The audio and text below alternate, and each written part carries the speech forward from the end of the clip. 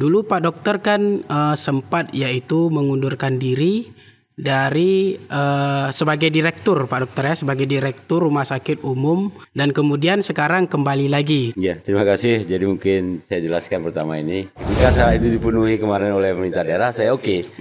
Nah, karena hobi saya satunya ya memang masalah pendidikan. Saya senang sekali melihat putra orang pintar gitu ya. Memang kita tidak pintar, tapi hobi menciptakan orang pintar gitu. Kita mau konfirmasi dulu nih, apakah Pak Raidin Pinim tidak lagi mencalonkan diri di 2024? Dari pembicaraan saya bersama beliau. Dan ada isu juga ternyata Pak Dokter ini mau digadang-gadang 2024 ini Pak Dokter. Ya, untuk maju di tahun 2024 sebagai bupati. Ini bagaimana tanggapan Pak Dokter? Jadi Pak Dokter cerita sedikit juga, lagu dan kudul itu kan itu tercipta memang saat berkendaraan Pak Dokter. Saat naik kereta.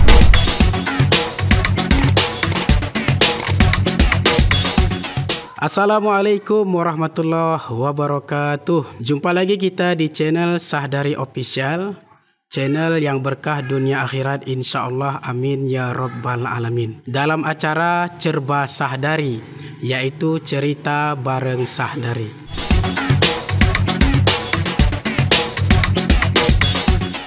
Alhamdulillah, pada kesempatan kali ini kita kehadiran tamu yang spesial, yang merupakan tokoh masyarakat dan juga pelayan masyarakat, yaitu di bidang kesehatan. Beliau ketika awal-awal pandemi atau COVID-19, beliau banyak melakukan gebrakan-gebrakan, yaitu mengedukasi masyarakat agar masyarakat terhindar dari COVID-19. Kemudian beliau ini unik ya, uniknya beliau seorang dokter, tapi juga berbagai macam kegiatan yang beliau lakukan.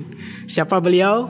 Beliau adalah Dr. Buhari SPOG. Assalamualaikum Pak Dokter. Waalaikumsalam Adinda Saudari. Gimana kabar ini Pak Dokter? Alhamdulillah sampai sekarang dalam kondisi Alhamdulillah. Tadi sebelum kemari ada kabar ternyata Pak Dokter sempat mengoperasi. Iya betul, karena dokter kandungannya kan sifatnya dadakan. Begitu dipanggil langsung karena ada situasi, karena yang kita selamatkan ada 2 nyawa, yang pertama mungkin ibunya dan bayinya. Ya alhamdulillah. Gimana operasinya Pak Dokter, lancar? Alhamdulillah, setelah zuhur tadi 2, kemudian mendakut 1 orang, kemudian setelah masuk sholat asar tadi kebetulan juga ada 1 lagi. Alhamdulillah. Ya baik Pak Dokter, ini kita agar masyarakat lebih mengenal lagi Pak Dokter ya kan, yaitu dalam melayani masyarakat di bidang kesehatan, terutama di rumah sakit umum. Nah ini timbul menjadi pertanyaan di tengah-tengah masyarakat. Dulu Pak Dokter kan sempat yaitu mengundurkan diri dari sebagai direktur Pak Dokter ya, sebagai direktur Rumah Sakit Umum, dan kemudian sekarang kembali lagi. Ya, terima kasih. Jadi mungkin saya jelaskan pertama ini. Mungkin saya sudah 3 kali barangkali menjadi direktur. Yang pertama mungkin zaman Pak Sanu dulu, beliau percayakan saya. Kemudian di awal pemerintahan Rabu ini Bapak Raidin, saya juga diterima amanah. Kemudian kemarin karena ada gangguan sikil masalah kesehatan, saya juga tidak harus mungkin satu sisi harus bekerja sebagai direktur, satu sisi saya harus melihat kondisi kesehatan saat itu. Makanya saya coba berhenti dulu. Oh, untuk berhenti cuti sementara gitu? Ya tidak, memang diapakan. Artinya kemudian karena mungkin ada sesuatu yang dirasa perlu oleh saudara Bapak Bupati saat itu untuk mengembalikan rumah sakit seperti semula, bahkan harus mungkin lebih baik. Makanya beliau minta kepada saya kembali.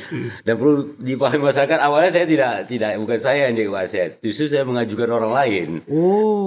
Justru saya ajukan waktu itu saudara Dr. Mardiana. Oh, Dr. Mardiana. Dr. Mardiana yang saya dukung menjadi direktur, dan saya mau bekerja sama beliau, bahkan kalau bila perlu saya menjadi bawahan beliau yang membantu untuk ini.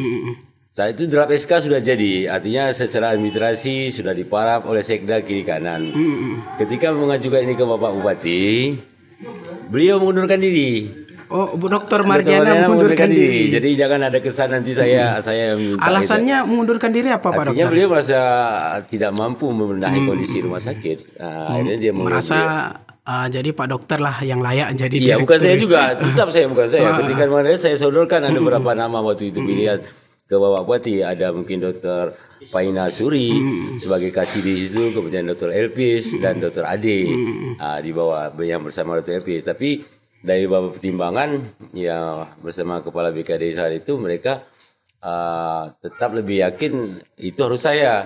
Bahkan mungkin dalam perjalanan mereka memparapkan SK itu ke Sekda, saya tetap WA Ade, tolonglah saya jangan lagi, saya sudah cukup lah. Tapi mungkin dengan pertimbangan lain akhirnya mereka paksakan itu ya. Terpaksa lah, udah kita emban amanahnya kan. Walaupun terpaksa Pak Dokter, tapi kan setelah menerima kembali menjadi direktur, berarti sepenuh jiwa raga lah untuk mengembangkan atau memajukan rumah sakit daerah kita. Harus, artinya sebagai putra daerah kita harus betul-betul cinta kepada rumah sakit ini. Iya, betul. Karena ini bukan rumah sakitnya Dr. Buhari, bukan rumah sakitnya si A, si B, tapi adalah milik rakyat Asia Tenggara. Milik rakyat. Ya, untuk memajukannya itu tentunya peran serta dari masyarakat kita butuhkan. Bukan hanya kita sebagai pimpinan sana tanggung jawab ini gitu loh. Masyarakat juga harus punya kepercayaan yang tinggi. Nah, kepada rumah sakit umum dari Saudi. Jadi selama Pak Dokter ya kan menjadi direktur, jadi hal apa saja yang sudah dilakukan Pak Dokter? Jadi yang kita lakukan sekarang adalah gerakan untuk melakukan pembenahan ke dalam. Ya, pembenahan ke dalam itu barangkali dari sisi pelayanan yaitu perbaiki, dari perawatnya juga harus kita benahi. Artinya masyarakat jangan sampai kecewa. Kita harus berikan jaminan kepada masyarakat bahwa ketika Anda sakit, maka yang terbayang hanya rumah sakit Umum Haji Saudin. Bukan berarti tidak ada yang lain ini kan. Mereka harus terbayang karena tapi menciptakan brand ya, brand rumah sakit umum itu ketika orang sakit teringat rumah sakit umum Saudin. Kepercayaan inilah tidak akan membesarkan rumah sakit ini kita buat. Target kita ketika ini, pertama bagaimana caranya ketika fasilitas sudah bagus kita artinya mereka seperti yang Anda katakan tadi, masyarakat nyaman ketika berobat situ, bahasa etika yang digunakan oleh pegawai kita, tahu dia menjelaskan kepada pasien hak dan kewajiban pasien ketika dirawat, mereka ada jaminan di situ. Kemudian jaminan bahwa mereka tidak boleh keluar uang apapun sebenarnya di rumah sakit Saudin. Ketika dia tidak sakit, tidak ada larangan. Orang miskin tidak boleh berobat. Kan begitu. Anda cukup bawa KTP, kartu keluarga, dan kartu BPJS, silakan datang ke rumah sakit. Jaminan itu pertama. Jaminan ketika juga bahwa tidak ada harus keluar uang mereka untuk beli obat lagi. Tidak ada? Tidak boleh ada. Bahkan tadi malam, saya dapatkan itu pasien ketika saya memasang alat, untuk dilakukan kuritase, pasien itu beli alat juga kan. Saya sampaikan keluarga, besok aku minta uang ya di bendahara, saya bilang. Karena saya sudah jamin uang rakyat ini keluarnya harus kita ganti. Berarti tidak ada lagi mesti ditebus obat di luar. Tidak boleh. Sudah saya siapkan dananya itu. Barangkali kelangkaan obat ini karena keterlambatan pengiriman. Kan gitu. Mungkin pesan sekarang harusnya seminggu datang, ternyata 2 minggu. Kadang-kadang ini yang temukan kosong obat. Kekosongan ini tetap kita sediakan uangnya di kasir. Kemudian pihak rumah sakit harus berbelanja. Karena saya sudah pesan kepada pegawai di apotek, jangan lagi saya lihat pasien membawa selembar kertas yang isinya potongan tulisan obat yang harus ditebus keluar. Karena ini pantangan saya bilang, saya tidak mau lihat ada pasien lagi keluar untuk beli. Salah satu cara bagaimana masyarakat itu percaya gitu. Berarti itu sudah fix ya Pak Dokter ya, bahwa tidak ada tebus obat dimanapun. Tidak ada. Jadi kalau sudah berobat di rumah sakit umum, obatnya sudah disediakan. Sudah ada. Bahkan saya bilang pengalaman saya cerita di Facebook itu adalah hal nyata. Ketika saya di WA oleh seorang pasien, saya awalnya tidak tahu bahwa pasien ini ada gangguan jiwa, tapi dia menyampaikan keluhan sopan santun. Saya perintahkan ke pegawai, kalian cari di mana bu obatnya dan kalian antar ke rumahnya, saya bilang.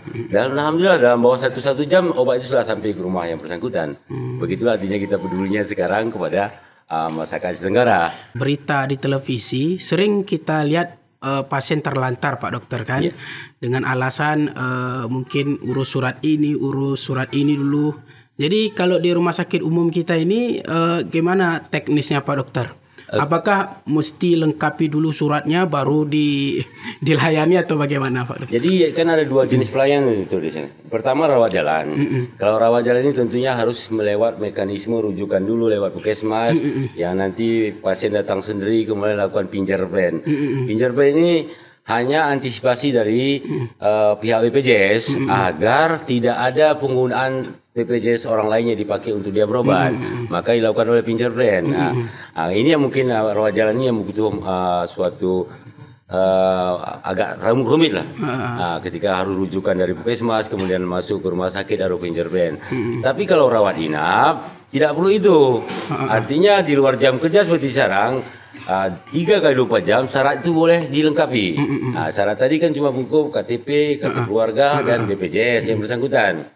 Makanya ini kita minta kemarin, dari dulu saya sudah minta kepada Bapak Bupati, kelengkapan administrasi kependudukan masyarakat Tenggara ini harus secepatnya dilakukan. Jangan ada nanti ketika dia berobat karena tidak punya itu. Ini kan jadi kendala. Makanya ini pemerintah daerah dalam hal ini tapi harus bekerja sama juga. Bagaimana cara mereka lah, artinya masyarakat sehingga tidak ada. Ya, saya sudah pesankan juga zaman pejabat bupati sekarang ini. Satu prestasi nanti, kalau andai kata zaman beliau ini tidak ada rakyat Asia Tenggara yang tidak lengkap administrasi kependudukannya. Jadi saya sudah pesankan itu, ada saya titip sedikit lah, katakanlah kata-kata. Mungkin ini suatu prestasi nanti bagi pejabat bupati sekarang. Agar dipermudah lah masyarakat dalam berobat untuk mendapatkan kesehatan Pak Dokter. Kalau UGD ya usah takut, datang saja ke UGD. Kan sudah saya buat semboyan di depan itu. Percepat, permudah, jangan dipersulit. Oh, percepat, permudah, jangan dipersulit. Jangan dipersulit. Luar biasa. Ini yang kita harus diperhatikan. Akhir ini jadi beban juga kepada saya nih, saudara-saudari. Kata-kata yang saya tulis di depan itu akhirnya jadi beban moral bagi saya. Jadi contohnya seperti apa? Ya, tadi harus cepat saya operasi karena harus cepat gitu lah. Biasanya mungkin bisa saya tunda-tunda dalam berapa jam mungkin kan. Karena kata-kata di depan itu akhirnya membuat saya jadi beban moral untuk menjadi contoh kan. Tapi begitu. Itu beban sangat mulia Pak Dokter. Jadi mempermudah kesulitan orang lain dan mempercepat urusan orang lain itu sangat luar biasa Pak Dokter. Kemudian Pak Dokter, ini kan di mana-mana ya, dalam tanda kutip banyak kadang-kadang pasien merasa mungkin perawat-perawat menggunakan kata yang mungkin menurut pasien kan agak kurang pas gitu. Jadi bagaimana selama ini Pak Dokter agar perawat-perawat kita di rumah sakit umum kita ini yaitu melayani terbaik dengan bahasa yang mudah dimengerti dan dipahami sehingga pasien itu tahu hak dan kewajibannya. Itu yang saya sampaikan kepada kami keperawatan. Saya sampaikan kemarin, saya tak perlu lagi suatu saat nanti harus capek-capek jalin kerjasama dengan rumah sakit Galuas.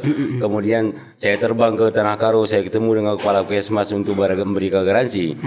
Tapi dengan perbaikan pola layanan kita, artinya layanan perawat, layanan mempermudah, mempercepat dan persulit tadi, akhirnya mereka dari mulut ke mulut nanti akan pesan berantai, menyampaikan ini bahwa memang betul layanan itu mudah di rumah sakit Saudin.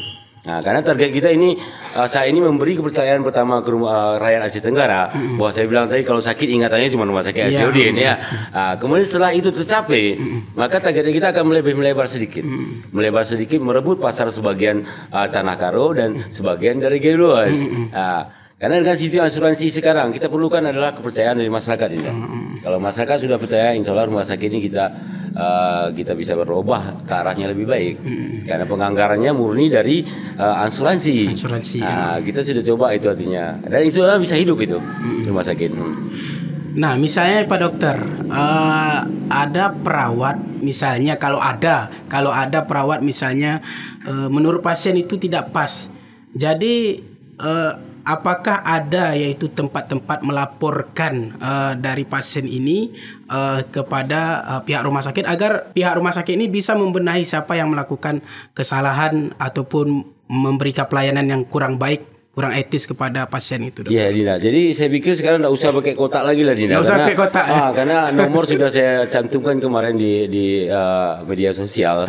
Artinya ketiga pejabat saya itu masing-masing mungkin ada kabit penunjang medis, katakan penunjang ini artinya barangkali ada fasilitas yang tidak bagus selama dirawat. Katakanlah mati lampu, ini bisa lampu kamar mandi mati, ini bisa langsung WA.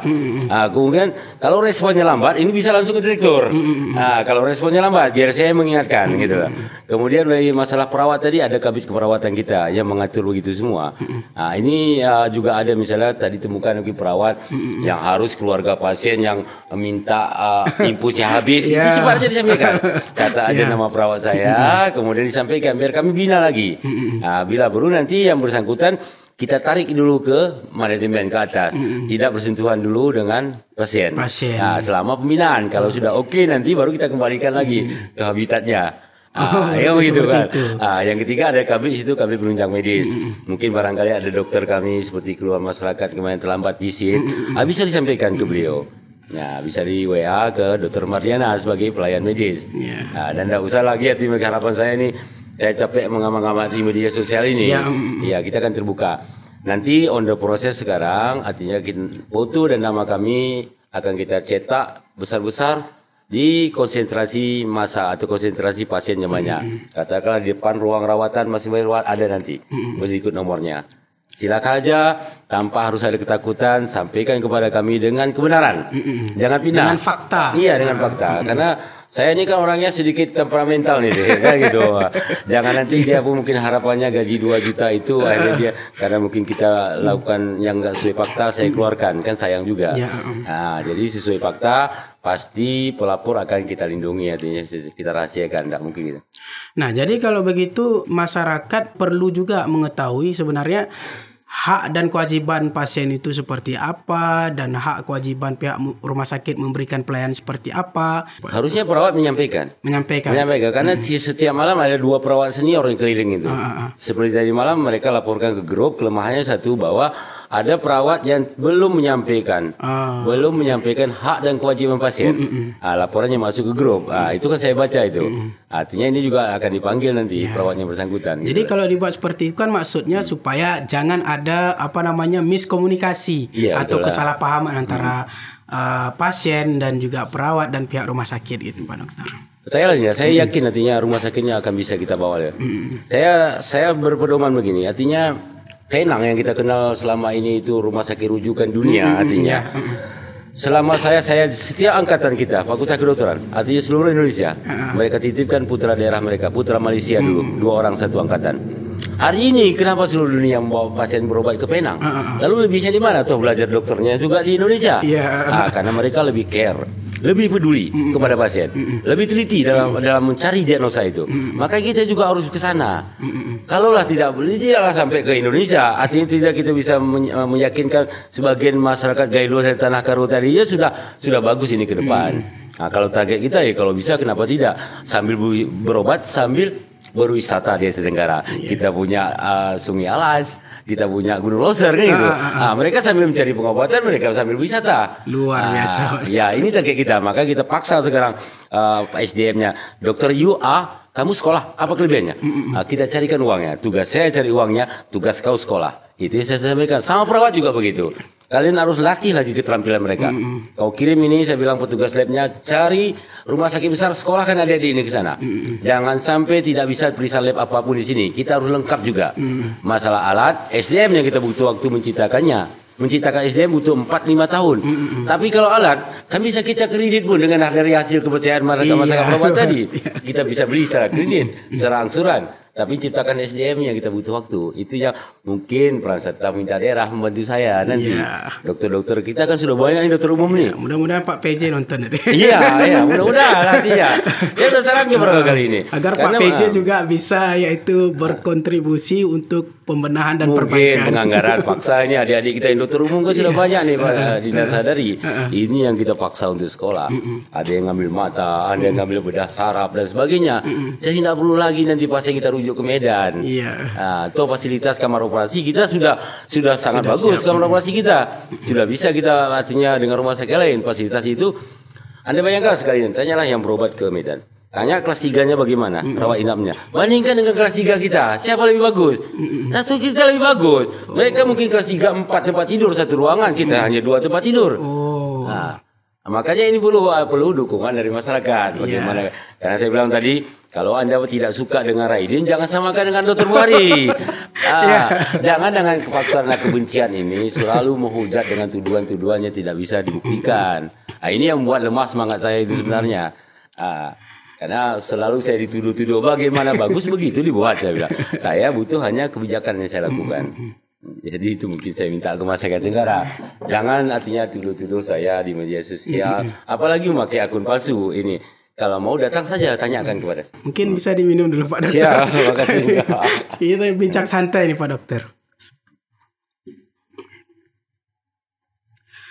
Nah, untuk fasilitas sekarang ini yang terbaru apa saja Pak Dokter? Ya, alhamdulillah artinya ini dulu rencanakan itu CT scan. Artinya mungkin sampai akhir tahun ini sudah bisa kita datangkan alat CT scan. Alat ini kan dulu ya canggih sebenarnya, walaupun sekarang mungkin ada pemeriksaan baru MRI dan sebagainya lebih tinggi lagi. Tapi ini saja untuk tipe C, rumah sakit sudah hebat ini. Alat ini untuk membantu menegakkan diagnosa penyakit pasien, mempermudah dokter kita untuk bekerja. Alat ini sudah alhamdulillah nih, artinya dalam usia waktu Aceh Tenggara umur 70-an tahun nih, saya sejak 74 ya, berdiri. Udah berapa tahun umur Aceh Tenggara? Baru ini ada nanti. Ada ini kita patut syukuri. Nah, ini kelengkapan ini yang kita terus pacu, saya bilang tadi. Kemudian nanti ekokardiografi. Kalau ada pasien jantung kemarin dikirim, maka target saya tadi pagi saya WA nih teman ahli jantung. Saya tawarkan pindah kemari gitu lah. Oh, pindah kemari. Pindah kemari. Nah, kalau dia bisa pindah kemari, kalau ada harus pasang kateterisasi, kenapa harus ke Medan? Saya bayangkan seperti itu. Toh kita juga bisa, kamar rumah sakit kita sudah bagus. Kita bisa ciptakan lab cat di sini, lab kateterisasi. Tapi SDM tadi kembali, Bang. Maka saya coba mengemis nih kepada teman, tolonglah Bang, kemari Abang barang 2 hari aja. Saya bilang sama Dr. Miharja ini, teman saya saat PTT dulu, beliau kebetulan sudah ambil alih jantung. Ya mudah-mudahan bisa tercapai Pak. Iya, itu makanya tadi dukungan masyarakat, kepercayaan masyarakat saya harapkan kepada. Kalau saudara ada keluarga sakit, maka teringatlah, jangan Dr. Buhari nggak usah ingat, Saudin aja ingat itu. Bukan Dr. Buhari. Nggak usah perlu Dr. Buhari ingat, ingatlah Saudin, itu milik Anda, milik pemerintah, milik rakyat Aceh Tenggara yang harus kita jaga bersama-sama. Jangan sampai. Ya pesan nih Pak, sama masyarakat Aceh Tenggara sekalian semua nih yang mendengar ini kan. Jangan sampai rumah sakit Aceh Tenggara ini menjadi rumah sakit tua. Rumah sakit menjadi gedung tua yang tidak ada penghuninya. Ketika rumah sakit itu kalah bersaing dengan rumah sakit swasta. Dan itu tidak mungkin saya biarkan. Saya masih cinta daerah ini gitu. Kalau tua jadi serem juga Pak Dokter ya. Makanya sekarang kita perbaikan kamar itu, kita buat senyaman mungkin. Jadi seperti Anda dirawat di rumah sendiri gitu. Jadi merasakan kenyamanan. Iya, Anda bukan dirawat di rumah sakit tapi serasa di rumah sendiri ya. Nah, jadi di sisi lain Pak Dokter ini kan yaitu menjadi ketua yayasan di UGL. Betul, benar Pak Dokter. Ya, betul. Jadi seorang dokter ya juga ada peran lain yaitu menjadi ketua yayasan di Universitas Gunung Loser. Jadi menyangkut ketua yayasan, syaratnya pertama saya ajukan dulu, saya yayasan tidak mau megang anggaran di situ. Kalau anggaran dipegang oleh saudara rektor silakan. Karena itu anak saya sudah besar, nanti dituduh saya korupsi, malu dia. Dia berteman sama saya di media sosial. Ketika syarat itu dipenuhi kemarin oleh pemerintah daerah, saya oke. Karena hobi saya satunya ya memang masalah pendidikan. Saya senang sekali melihat putra orang pintar gitu lah. Memang kita tidak pintar, tapi hobi menciptakan orang pintar gitu lah. Makanya lah artinya ketika ini sudah sejalan, kebetulan kami dulu sama rektor sudah 4 partner juga. Ketika saya jadi ketua Palang Merah, beliau sekretarisnya. Dan zaman beliau lah waktu itu ketika saya tinggalkan menempuh spesialis, PMI itu aktif sekali gitu lah. Kegiatan PMI aktif sih zaman. Maka saya percaya dengan figur Dr. Indra Utama. Mungkin modal sekali-sekali nanti beliau diundang kemari juga kan, Dr. Indra Utama itu. Makanya saya pesankan tugasmu, Saudara Indra, mencari bagaimana kampus ini menjadi besar. Percayalah saya bilang, Unsia, USU dulu juga seperti kita. Kalau mereka mampu, kenapa kita tidak? Saya bilang. Jalanmu yang rumit ini, yang berliku-liku ini tugas saya untuk melapangkan itu supaya enak kau bekerja. Nah makanya itu artinya ada dia kesempatan dia akan konsultasi sama saya. Saya tidak begitu mempengaruhi kinerjanya, silakan, tapi saya ingin lihat bagaimana kampus ini ramai seperti kampus-kampus lain yang besar di Indonesia saya. Itu yang saya pesankan sama dia. Dan saat ini mungkin ada kesibukan sendiri saya karena terlalu fokus ke rumah sakit. Tadi pagi saya jumpa beliau. Ya kalaulah ke daerah misalnya menganggap dia memang perlu artinya ya. Saya juga ingin berhentilah jadi ketua yayasan, artinya boleh cari figur lain karena tidak adil juga ini. Saya terlalu banyak berbagi karena fokus pikiran saya sekarang betul ke rumah sakit. Hampir tidak ada waktu kepala saya ini bagaimana membawa rumah sakit itu besar itulah. Nah, makanya mungkin ada yang terbaik nanti ya bolehlah. Artinya dicarikan pengganti saya sebagai ketua yayasan. Ya, insyaallah mudah-mudahan Universitas Gunung Leuser juga semakin maju. Ya, doa saya gitu. Kita harus besarkan itu juga saya bilang. Maka saya tantang tambahi fakultasnya, tambahi bahkan mereka dosen-dosen saya kasih sponsor itu. Kalau you bisa masuk jurnal saya bayar. Saya kasih pakai uang pribadi saya. Ya. Nah sekarang ini saya belum pernah laporan lagi dari seorang rektor berapa dosen-dosen sudah masuk jurnal itu karena jurnal ini bisa menaikkan artinya pangkat dan sebagainya mereka jurnal-jurnal ilmiah secara jurnal nasional itu. Ini saya tantang malah saya senang kali bangga saya ketika lihat dosen saya namanya masuk dalam jurnal itu. Suatu kebanggaan bagi saya Pak. Luar biasa Pak Dokter. Nah kemudian kenapa saya bilang tadi Pak Dokter ini unik? Karena di samping mengurus rumah sakit dan juga Universitas Gunung Leuser, dan ada isu juga ternyata Pak Dokter ini mau digadang-gadang 2024 ini Pak Dokter ya untuk maju di tahun 2024 sebagai bupati. Ini bagaimana tanggapan Pak Dokter? Jadi saya cenderung mengikut alurnya presiden kita, saya jadi gubernur dulu nih. Ya gubernur DKI, para wartawan bertanya apa Bapak tidak berniat calon presiden. Beliau yang menjawab orang mikir. Tapi dia orang mikir toh jalan beliau menuju presiden juga alhamdulillah lancar-lancar saja kan. Hari ini kan mungkin target itu terlalu tinggi bagi saya sebenarnya, Dinda sadari. Jadi bukan tidak mampu karena kos untuk mencapainya terlalu besar. Kalau istilah saya selama ini butuh 2T saya bilang itu. 2T butuhnya. T pertama tokoh. T kedua toke. Gitu. T pertama tokoh kita. Pak mungkin Dokter juga toke juga. Ya, yang di situ kita justru T kedua ini kita tidak punya gitulah. Jadi tak usahlah, nantilah kita lihat itu belakang hari ya. Kalau masih ada figur-figur yang lebih baik, ya kita menjadi pendukung beliau saja. Tapi kan jadi pertanyaan Pak Dokter, kenapa ada asap? Pasti ada sumbernya gitu kan? Kenapa Pak Dokter digadang? Pasti ada sebabnya. Mungkin sudah ada bincang-bincang Pak Dokter. Tidak lah, nanti tetap kita lihat dulu nanti ya. Tugas saya selama 1,5 tahun lagi menuju 2024 ini kan masih fokus saja lah kita benahi dulu rumah sakit kita menjadi rumah sakit yang idaman masyarakat lah.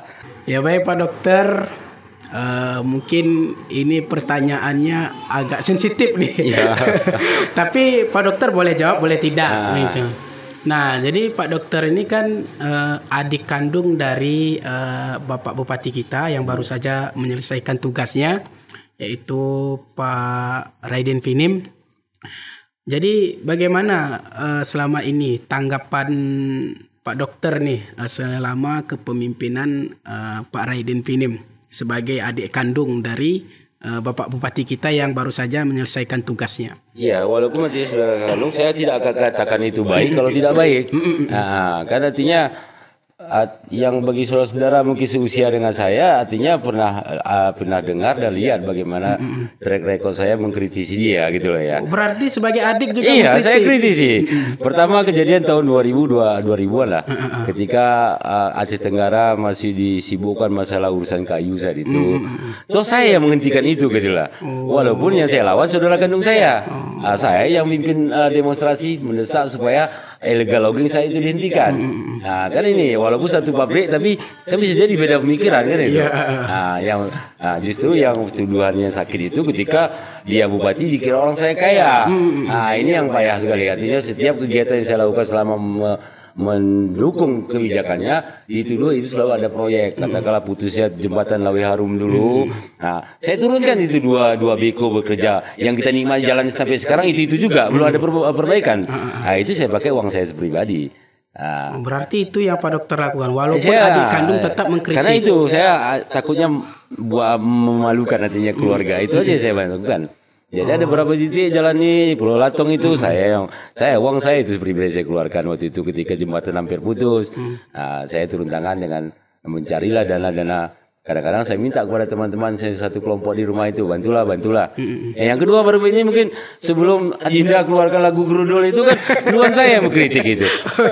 Bahkan ada teman-teman ini kan saya kasih uang 250 agar demo besok lepas ikan di situ. Guling-guling diri di jalan itu. Beliau tahu itu kerjaan saya. Tapi bukan karena sikap kritis saya itu kami saling bermusuhan.